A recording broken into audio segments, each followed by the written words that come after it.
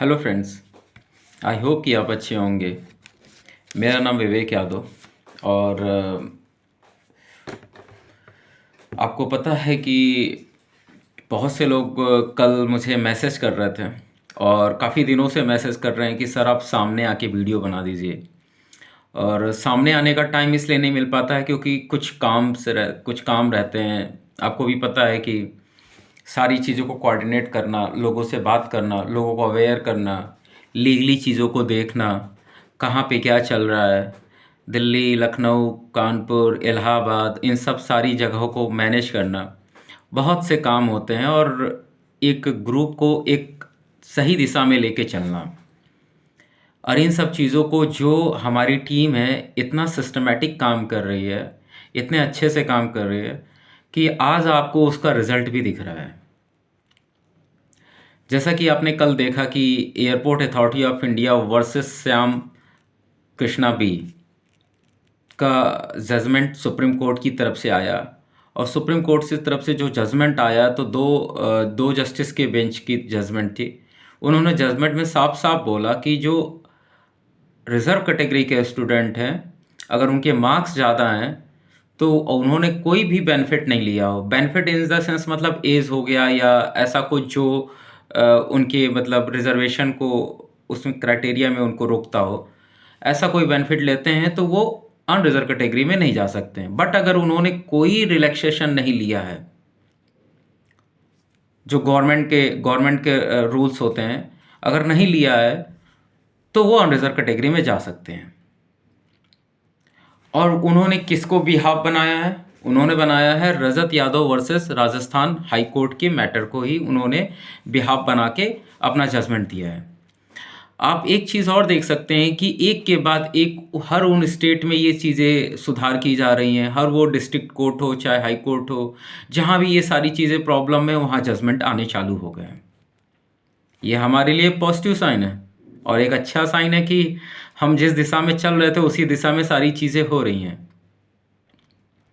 और आप ये मत सोचिएगा कि ये पहली बार ऐसा जजमेंट आ रहा है। जजमेंट पहले भी आते थे। बस ये है कि इस बार आपने जो एकजुटता दिखाई, आपने जो यूनिटी दिखाई, उसका नतीजा है कि आज इस तरीके से लोग अवेयर हैं। इसमें सबसे बड़ा मैं बात मानूंगा, देखिए मेरी टीम का तो उसका रिप्लेसमेंट है ही नहीं। मेरी टीम का कोई रिप्लेसमेंट नहीं है और मैं अपने सभी साथियों का बहुत बहुत धन्यवाद देना चाहूँगा कि उन्होंने बहुत अच्छे से कोऑर्डिनेट करके सारी चीज़ों को, सब चीज़ों को साइड में करके सभी के हित के लिए लड़ाई लड़ा और लड़ाई लड़ा भी और लड़ाई में हम आगे बढ़ भी रहे हैं। आप एक चीज़ और नोटिस करिएगा, ये सारी चीज़ें हुई कैसे हैं? अगर जैसे कि आपको पता है जब ये चीज़ें स्टार्ट हो रही थी तब मैं अकेला था, मेरे दोस्त अकेले थे और हम लोग मिले। मैं मिला, जैसे मैं विजय सोनी से मिला, विजय सोनी और भी फिर उसके बाद वीरेंद्र पाल और भी लोग हैं जुड़ते गए। अब मैं आपको एक एक लोगों का नाम नहीं एक्सपोज कर सकता हूँ, बट ये समझ लीजिए कि वो बहुत काम किए हैं। वो उस दिन सामने आएंगे जिस दिन हम पूरी की पूरी जीत हासिल कर लेंगे। आपको वो सब लोग सामने मिलेंगे। तो हम लोगों ने मिल के ये सारी लड़ाई चालू की और तब हम सिर्फ 2 लोग थे और आज देखिए कि आज हमारे पास टेलीग्राम पे 5,000 की स्ट्रेंथ है और व्हाट्सएप पे 1,000 की स्ट्रेंथ है। बहुत बड़ी स्ट्रेंथ है।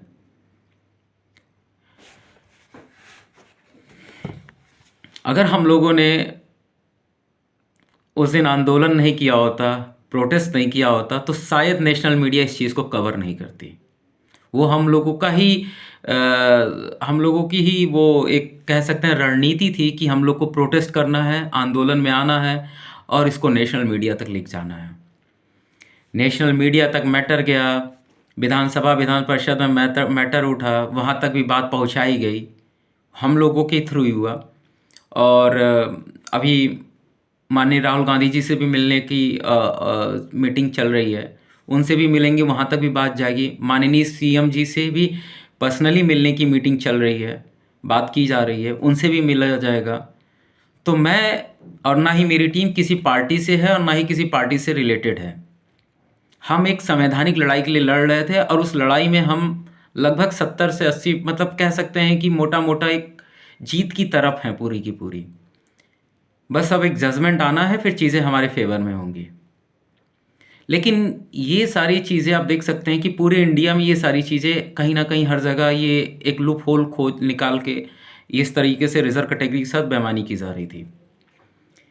लेकिन यूपी एक ऐसा स्टेट है कि जहाँ पे प्रोटेस्ट हुआ, प्रोटेस्ट होके नेशनल मीडिया में आया, नेशनल मीडिया में आने के बाद विधानसभा, विधान परिषद में ये मुद्दा उठा और उसके बाद सुप्रीम कोर्ट के डिसीजन बैक टू बैक। ये आप लोगों की अवेयरनेस और आप लोगों की एकजुटता का ही रिजल्ट है कि आप लोग इस तरीके से यूनाइट हुए कि यूपी में इस चीज़ को लेके सबसे ज़्यादा हल्ला हो गया। और आज इसी का नतीजा है कि आज सारे न्यूज़ चैनल और जो प्रिंट मीडिया होता है, चाहे इंग्लिश पेपर हो चाहे हिंदी पेपर हो, सब जगह ये न्यूज़ आने लग गई है। तो मैं तो काफ़ी खुश हूँ अंदर से, क्योंकि जब मैं स्टार्ट किया था, जब मैं इस लड़ाई में उतरा था, तो मैं सच्ची बताऊँ तो वो 26 सितंबर की डेट 16 सितंबर की डेट आरओई एग्ज़ाम का रिज़ल्ट था, जो मेरे बहुत ही फर्ड लगाया था। और वो 26 सितंबर का जो जजमेंट असिस्टेंट इंजीनियर का, मैंने अकेले ठाना था कि मैं लड़ूंगा चाहे कुछ हो जाए, कोई मेरा साथ दे चाहे ना दे। ये मैंने अकेले ठान लिया था। जो मेरे से मिले होंगे वो इस बात को बहुत अच्छे से जानते हैं। और आपके सामने सारी चीज़ें चली रही हैं। कुछ दिन की वेट करिए, सारी चीज़ें फेवर में आ जाएंगी और यूपीपीएससी में जो हमें सुधार कराना वो सुधार होके रहेगा। चलिए मैं कुछ चीज़ों के बारे में बात कर लेता हूँ ताकि आपके अंदर के जो डाउट हैं वो भी क्लियर कर दूँ। ये चीज़ें बतानी ज़रूरी थी, क्योंकि आज के टाइम में क्या होता है कि लोग मेहनत तो करते नहीं हैं, एफ़र्ट लगाते नहीं हैं और सोशल जस्टिस की लड़ाई में आगे नहीं आते हैं। और जो लोग आगे आए हैं और उन्होंने इतनी मेहनत की है, तो उनकी क्रेडिट को कोई और ना खाए, इस बात को आप अच्छे से याद रखिएगा। क्योंकि बहुत से यूट्यूब चैनल और बहुत से एजुकेटर आएंगे, कहेंगे कि हमने ये किया, हमने वो किया, हमने यूट्यूब पे वीडियो बनाया था। अरे आपने कब अवेयर किया, कितनी बार अवेयर किया? मैटर ये करता है, जब आपकी ज़रूरत थी तब आप प्रेजेंट थे कि नहीं थे।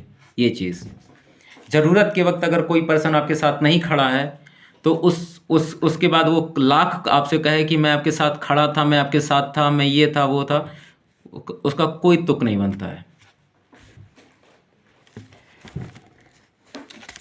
चलिए मैं पहले स्टार्ट करता हूँ। जैसा ये भी मैंने बताया कि airport authority of India versus Shyam Krishna भी, सुप्रीम कोर्ट का जजमेंट कल ही आया। कल 16 तारीख को जजमेंट आया। वहाँ पे मैटर ये था कि कुछ स्टूडेंट थे जिन्होंने एग्ज़ाम दिया था रिज़र्व कैटेगरी के, और वो अनरिज़र्व कैटेगरी में माइग्रेट कर गए थे। वहाँ पे माइग्रेशन था। ये केरला का मामला है, केरला है। तो वो जो लड़के माइग्रेट कर गए थे, तो वहाँ के जो अनरिज़र्व कैटेगरी के स्टूडेंट थे वो कोर्ट गए। उन्होंने बोला कि सर जो रिज़र्व कैटेगरी की सीटें हैं वो खाली रह गई हैं, तो जिनको अनरिज़र्व कैटेगरी में भेज दिया गया है उनको उनकी कैटेगरी में ही पास कराया जाए। तो केरला हाई कोर्ट ने सीधा सिंगल बेंच में, सीधा एयरपोर्ट अथॉरिटी ऑफ इंडिया और कुछ बच्चे स्टूडेंट गए थे, तो केरला हाई कोर्ट ने सीधा सिंगल बेंच में जजमेंट आया कि जो स्टूडेंट अनरिज़र्व कैटेगरी से ज़्यादा नंबर लाएगा वो अनरिज़र्व कैटेगरी में जाएगा, और रिज़र्व कैटेगरी में उन्हीं स्टूडेंट को रखा जाएगा जिनके लोअर्स मार्क्स रहेंगे। इसी का अपोज करने के लिए ये मामला सुप्रीम कोर्ट गया, तो एयरपोर्ट अथॉरिटी ऑफ इंडिया भी सुप्रीम कोर्ट गया और वहाँ पे डिसीज़न आया कि जो अभी आपने कल देखा, वहाँ पे भी यही चीज़ मेंशन की गई। रजत यादव के केस को मेंशन किया गया, जो वर्सेस राजस्थान हाई कोर्ट का मामला है, वर्सेस राजस्थान है, सॉरी हाई कोर्ट में बोल रहा हूँ, राजस्थान। वहाँ पे भी ये चीज़ बोली गई कि जो स्टूडेंट ज़्यादा नंबर पाएंगे वो अनरिज़र्व कैटेगरी में जाएंगे, क्योंकि अनरिज़र्व कैटेगरी जो है मेरिट होता है, बाकी रिज़र्व कैटेगरी उन्हीं के लिए होगा जो उसके लिए हकदार हैं। तो ये सारी चीज़ें हैं और चीज़ें हमारे फेवर में ही। Back to back supreme court की 2 डिसीज़न हमें और आगे बढ़ने की प्रेरणा देते हैं। दीपेंद्र यादव का केस 2020 में था ही, सौरभ यादव का केस 2021 में था ही, 2025 में दीपांकर दत्ता और जस्टिस मसीह का जो केस जजमेंट आया वो भी हमारे फेवर में था। अभी जो जजमेंट आया 2026 में वो भी हमारे फेवर में है। तो सुप्रीम कोर्ट का जजमेंट सुप्रीम जजमेंट होता है, जिसको हर एक अथॉरिटी को मानना पड़ेगा, चाहे वो स्टेट गवर्नमेंट हो, चाहे वो डिस्ट्रिक्ट लेवल पे हो, चाहे वो कॉम्पिटिटिव एग्जाम कोई भी करा रहा हो। आगे बढ़ते हैं। उन सभी के सभी को सभी का क्या बोलते हैं यार, उन सभी के मुंह पे ताला लग गया जो ये कहते थे कि कुछ नहीं हो सकता, ये सिस्टम है, ये ऐसा ही चलता है, और हम नहीं कहीं जाएंगे, हम नहीं कहीं लड़ेंगे। उनको समझ आ गया होगा कि जब चीज़ें राइट होती हैं, सही होती हैं, सही चीज़ के लिए आप लड़ते हैं तो थोड़ा सा वक्त लगता है, लेकिन चीज़ें आपके फेवर में आती हैं। लेकिन आप उस फेज़ से गुजरने के लिए तैयार रहो, आप हर चीज़ फेस करने के लिए तैयार रहो, तब चीज़ें आपके फेवर में आएंगी। तो वो हमने वो पीड़ा उठाई, हमने वो उस तरीके से हम लड़ाई लड़े और हम यहाँ पे पहुँचे हैं। आर ओ यारो 2023 केस में क्या चांस है? आर ओ यारो 2023 में अगर मैं बात करूँ अपनी, तो मुझे तो पूरा यकीन है। अगर मैं सिर्फ पर्सनली व्यक्तिगत तौर के बात करूँ तो पूरा यकीन है कि रिवाइज रिजल्ट होगा, विथ माइग्रेशन के साथ होगा, और सभी के साथ वो न्याय होगा जो अन्याय पिछले 7 सालों से चला आ रहा है। बाकी आप सभी लोगों से इतना ही कहना है कि जिनके मेंस लगे हुए हैं वो पढ़ते रहें।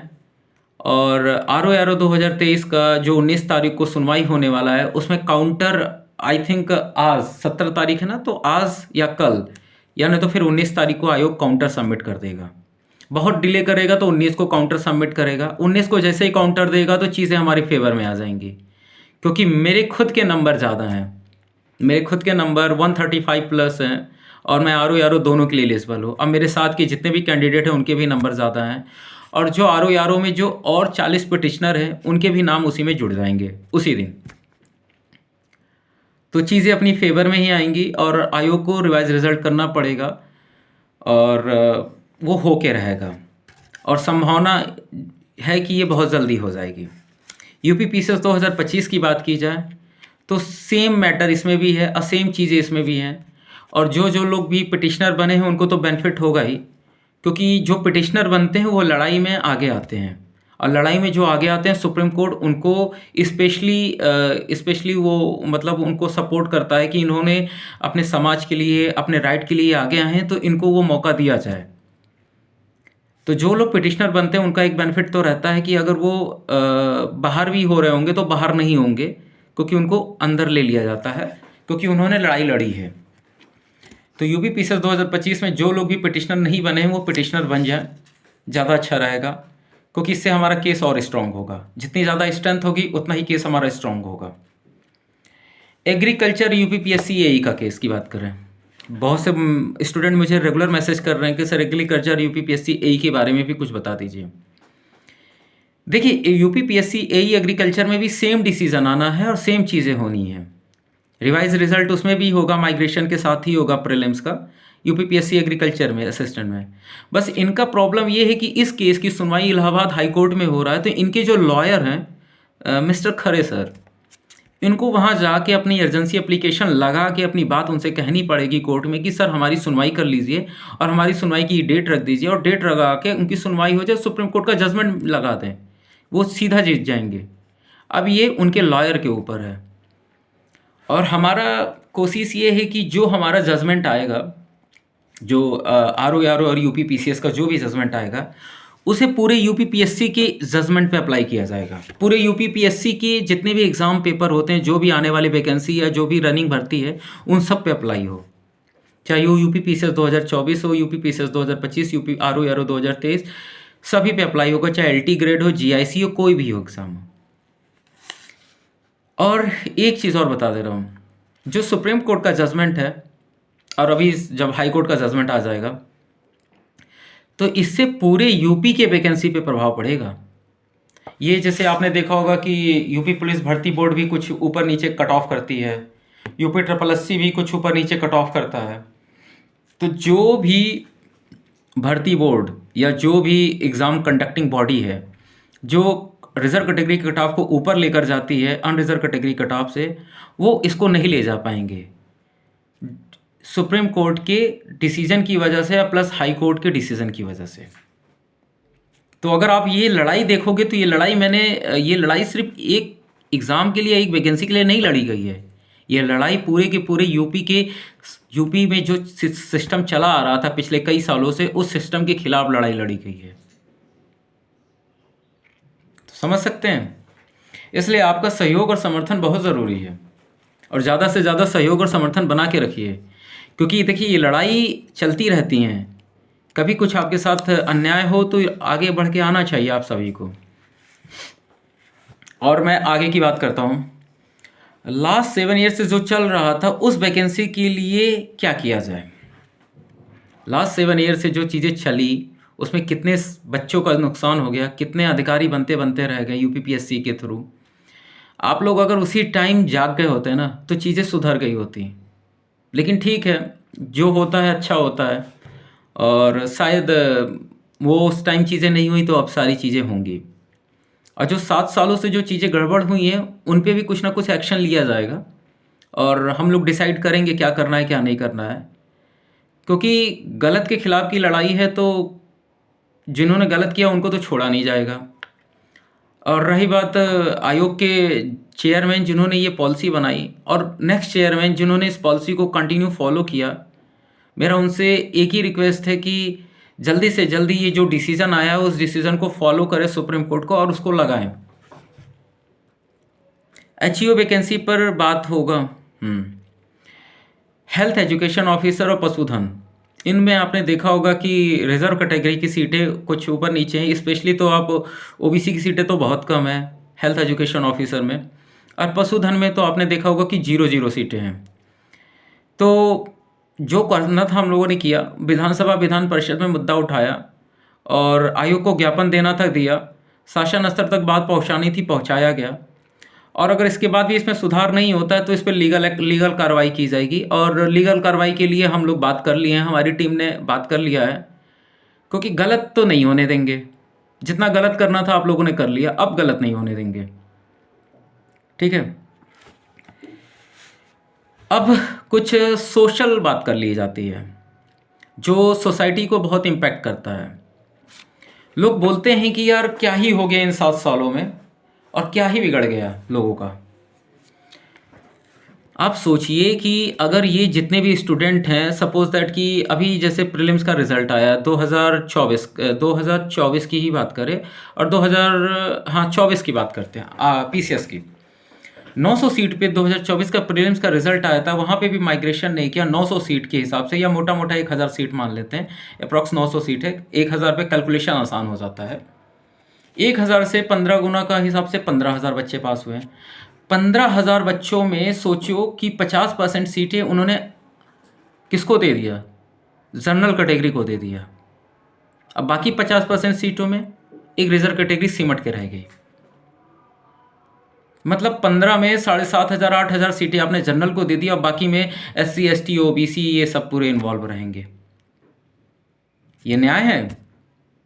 ठीक है, दूसरा पॉइंट बात करते हैं। जो स्टूडेंट प्रीलिम्स निकालते हैं उनका सोसाइटी में एक रिस्पेक्ट बढ़ता है, एक इमेज बढ़ती है, एक कॉन्फिडेंस बिल्ड होता है। जिनका जो मेंस लिखते हैं उनको और रिस्पेक्ट मिलता है, और जो इंटरव्यू देते हैं उनको और रिस्पेक्ट मिलता है। और ये सारे चरण देने के बाद आपको क्या मिलता है मैं आपको बताता हूँ।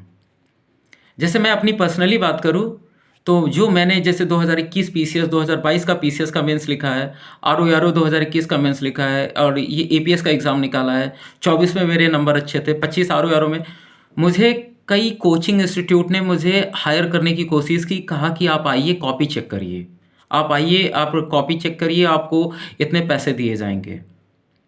मुझे कई जगह ऑफ़र भी आया पढ़ाने के लिए। तो ऐसा नहीं है कि कुछ नहीं होता है। आप अगर प्रीलिम्स निकालते हो, आपका लिस्ट में नाम आता है, तो आपके पास कट ऑफ होता है, आपके पास मार्क्स होता है। आपके प्रीलिम्स में जब नंबर्स आते हैं तो आप अपने मम्मी पापा को, अपनी फैमिली को बता सकते हो कि मैंने एग्ज़ाम निकाला है। आप अपनी आने वाली पीढ़ी को भी बताओगे कि मैंने ये चीज़ की है। होना ना होना वो अलग बात है, वो थोड़ी किस्मत की भी बात होती है और थोड़ी मेहनत की भी बात होती है। मेहनत और किस्मत दोनों मैटर करता है, और इस चीज़ को मैं बहुत अच्छे से समझ सकता हूँ। लेकिन आपका जब प्रीलिम्स निकलता है तो आपको एक रोज़गार मिलता है, आपको सोसाइटी में रिस्पेक्ट मिलता है। आप किसी कोचिंग में जाके कॉपी चेक कर सकते हो, किसी कोचिंग में जाके आप कॉपी आप चेक कर सकते हो, पढ़ा सकते हो, आप ऑनलाइन कुछ भी कर सकते हो, कुछ भी आप कर सकते हो। और जो स्टूडेंट मेंस और इंटरव्यू लिखते हैं उनको कहीं ना कहीं कोई ना कोई प्राइवेट सेक्टर ऑफर करती है नौकरी के लिए। तो ये इतने अपॉर्चुनिटी क्रिएट होती है। आपने इन सारी अपॉर्चुनिटी जो रिजर्व कैटेगरी के स्टूडेंट थे, उनकी रिजर्व कैटेगरी के स्टूडेंट की अपॉर्चुनिटी खा ली। ये है लॉस रिजर्व कैटेगरी का स्टूडेंट का, जो इस चीज़ को ना ही कोई यूट्यूब एजुकेटर बताता है। प्रेजेंट टाइम में जितने भी यूट्यूब एजुकेटर हैं, मैं तो देखो, मैं ओपनली खुल के कुछ चैनलों का तो खुल के आज नाम लेना चाहता हूँ। स्टडी फॉर सिविल सर्विसेज, इन सर को मैंने 2018 में फॉलो किया था। उसके बाद मैंने इनको कभी फॉलो भी नहीं किया, क्योंकि इनकी मानसिकता, इनकी सोच और इनका जैसा भी रवैया है, ये पता नहीं कैसे एजुकेटर बन गए हैं। और ये ऐसे लोगों को तो कभी फॉलो भी नहीं करना चाहिए, जो मोटी मोटी किताबें पढ़ रख देते हैं कि पढ़ो। अरे उतनी मोटी किताबें मैं भी आपको दे दूंगा, पढ़ के निकाल के देखिए। दिमाग है छोटा सा, आप उतने ही पढ़ सकते हैं जितनी आपकी कैपेसिटी है, और उतना ही स्टोर कर सकते हैं जिससे आप एग्ज़ाम निकाल सकते हैं। तो स्टडी फॉर सिविल सर्विसेज सबसे ज़्यादा मिसलीड, सबसे ज़्यादा मिसगाइड करने में सबसे फ्रंट पे रहा है। उन्होंने सबसे पहले कहा कि यूपी में ऐसा ही होता है, यूपी में जो है ये कट ऑफ क्या है कि रिजर्व कैटेगरी की जो कट ऑफ है ये ऐसी ज़्यादा जाती है, अनरिजर्व कट ऑफ कम जाती है। यूपी में ऐसी पॉलिसी है, यूपी में ऐसा ही चलता है। ऐसी ही पॉलिसी क्यों है, क्यों चलता है, ये रीज़न कौन बताएगा? नहीं बताया इन्होंने। और ठीक इसी तरीके से यूपीपीएससी सिंप्लीफाई, जो अभी कुछ दिनों में बहुत तेज़ी से ग्रो किए हैं, क्योंकि वो पर्टिकुलर उस संस्था में है जहां हम लोग जाना चाहते हैं, लेकिन वो संस्था में हो के जो संवैधानिक है, जो सही है, उस चीज़ के लिए भी नहीं बोल रहे हैं वो। बाकी सारी जितनी भी अंदर की इंफॉर्मेशन है, एक एक चीज़ बता देंगे। कितनी वैकेंसी है, कौन कहाँ नियुक्त हो रहा है, कौन स्टूडेंट की प्रमोशन हो गया है, कितनी पोस्ट खाली हो गई है, क्या हो रहा है, क्या नहीं हो रहा, सब कुछ बताएंगे। लेकिन माइग्रेशन के बारे में बात नहीं करेंगे, रिजर्वेशन के बारे में बात नहीं करेंगे, सुप्रीम कोर्ट के डिसीजन के बारे में बात नहीं करेंगे। यूपीपीएससी सिंप्लीफाई के टीचर ने क्या बोला था? मैंने आप लोगों से बोला था 140 पे सिलेक्शन होगा, 140 नंबर लेकर आइए। 131 की कौन बात करेगा उनसे? 126 एआरओ की कट ऑफ की कौन बात करेगा? वो बात तो मुंह से निकली नहीं उनके। ये होता है मिसलीड करना, ये होता है मिसगाइड करना। और ऐसे ही एक बहुत प्रतिष्ठित चैनल है डिकोड एग्जाम, कभी मुद्दे को नहीं उठाया, कभी नहीं बात किया। आरओ यारो का कोर्स चलाते हैं, हमने प्रोटेस्ट किया, विधान सभा में मुद्दा उठा, सुप्रीम कोर्ट का डिसीजन आया। अरे आप एक वीडियो बना के क्लियरिफाई कर देते, बता देते। और ऐसे ना जाने कितने यूट्यूब चैनल हैं। मैं सच्ची बता रहा हूँ, मैं कुछ चैनलों को तो बहुत बहुत फॉलो करता था, मैंने सबको लीव कर दिया है। मैंने सबको लीव कर दिया, बल्कि मैं उनके ग्रुप में भी शामिल था, लीव कर दिया है। मैं तो एक चैनल तो नाम नहीं लेना चाहूँगा, मैं तो पेड ग्रुप में शामिल भी था उनके, वो भी मैंने लीव कर दिया। क्योंकि उसमें मैं शामिल होकर क्या करूँगा? जब मेरी हक की बात आई, जब मेरी लड़ाई की बात आई, तो ये लोग आगे ही नहीं आए मेरे, हम लोगों के लिए। ऐसे लोगों के साथ क्या करोगे रह के? ये लगता है ये आज साथ देंगे, ये आज जब साथ नहीं दिए तो कल भी साथ नहीं देंगे। और ये मैं दावे के साथ कह सकता हूँ। और इस प्रोटेस्ट में ही आप देख सकते हैं कि एक चैनल है, विवांशु पांडे जी का चैनल है। मैंने उनको बहुत पहले मेल किया था, कोई रिप्लाई नहीं दिया। बल्कि प्रोटेस्ट में भी आए थे तो हम लोग का बाइट तक भी नहीं लिए, वीडियो तक नहीं बनाया। एक यूपीपीसीएस डेली न्यूज़ चैनल है, जो ढेर सारी न्यूज़ के बारे में बताते हैं। उनको मैंने बहुत मैसेज किया, बहुत कॉल किया, तो फिर किसी तरह से उन्होंने 2-3 महीने के बाद एक सिंगल सा मैसेज डाल दिया अपने ग्रुप में, ठीक है मैं बनाता हूँ। अरे इन लोगों को इतना डर है, इतना डर है अपने सोसाइटी से। आप 90% पॉपुलेशन को साइड में कर दोगे 10% पॉपुलेशन के लिए। मैं तो सबके लिए लड़ाई लड़ रहा हूँ, ऐसा नहीं हो सकता है। अगर आप ऐसा करोगे तो ये अच्छी बात नहीं है। आप एजुकेटर हो, आप टीचर हो, सबसे पहले आप ह्यूमन हो, ह्यूमैनिटी दिखाओ, आप ह्यूमैनिटी दिखाओ।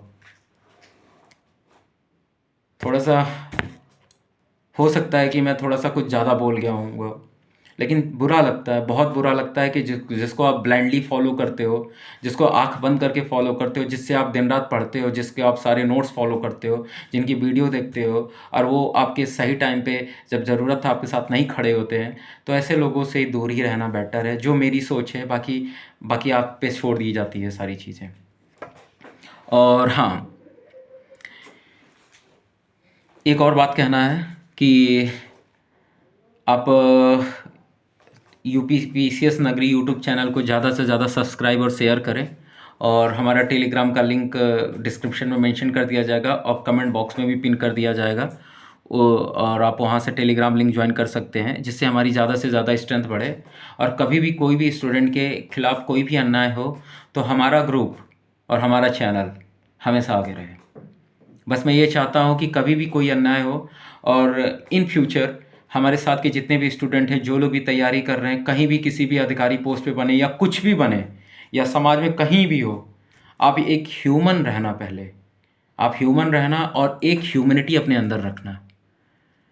आपको आपकी लाइफ सिर्फ इतनी नहीं है कि आपने नौकरी पा ली और आपकी ज़िंदगी कट गई।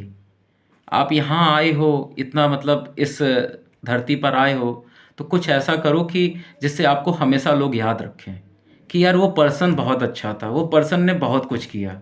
आपके सोसाइटी के लिए करो, अपने लोगों के लिए करो, अपनी फैमिली के लिए भी करो। बस मैं इतना ही रिक्वेस्ट करूँगा। और मैं लकी हूँ कि मेरे मम्मी पापा ने मुझे बहुत अच्छी सीख दी है, और मेरे पापा बहुत सपोर्टिव हैं और मेरी फैमिली बहुत सपोर्टिव है, और मैं हमेशा उनका बहुत शुक्रगुज़ार हूँ। और मैं आप चाहूँगा कि आप लोग भी कुछ अच्छा ही करो लाइफ में, और कुछ बेटर ही करो, और जल्दी ही आपको एक पॉजिटिव डिसीजन सुनने को मिलेगा। और जो लोग भी आपको मिसलीड कर रहे हैं, मिसगाइड कर रहे हैं कि ये देखिए यहाँ पे ये डिसीजन मेंशन है, यहाँ पे ये डिसीजन मेंशन है, उनको बाइकआउट करिए। वो परेशान हैं, वो हताश हैं, वो निराश हैं।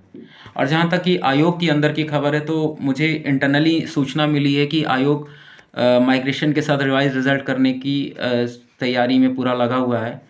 जहाँ तक मुझे पता है यूपी पीसीएस का एग्ज़ाम डेट में ज़्यादा डिले नहीं होगा मेंस में, बट आरओ में ऊपर नीचे हो सकता है। तो बस आप जुड़े रहिए, सारी चीज़ें मैं आपको अपडेट करता रहूँगा। और रही बात जो भी मेरा एक्सपीरियंस है, जो भी मुझे आता है, जो भी मेरे पास नॉलेज है मेरी पढ़ाई का, तो वो भी मैं शेयर करता रहूँगा। आप बस अपना सपोर्ट बनाए रखें, और चैनल को ज़्यादा से ज़्यादा सब्सक्राइब एंड शेयर करें। धन्यवाद।